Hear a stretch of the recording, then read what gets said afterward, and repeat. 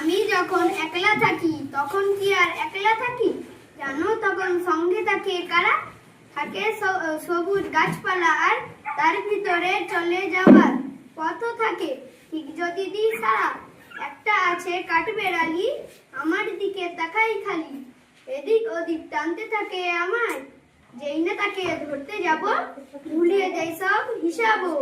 সূর্যাই আর কেই বা কখন থামায়, সেই ছুটে ছুট লাগাই জোরে এই মাটিতে এই পাথরে, কত দূরে কেউ জানতে পারে না তো, মস্ত আশীর্বাদের মতো মাথার উপর ইতস্তত গাছের থেকে ঝরতে থাকে পাতা।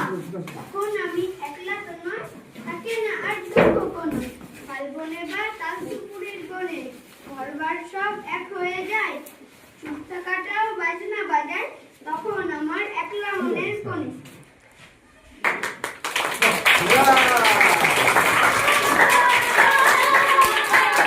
তোমরা যে বিদ্যালয়ে আসছো কারো অনুপ্রেরণায় আসছো, বাড়ি থেকে মা বাবা দাদা দিদি যারা বয়স্ক লোক যারা বয়স্ক করেছে স্কুলে যা পড়াশোনা, তাহলে এখানে এসে যে বইগুলো পড়াশোনা করছো, বইয়ের কোনো কবিতা কোনো গল্প কোনো লেখক বা কোনো কবি লিখেছে, তাহলে তাদের জীবনী অত্যন্ত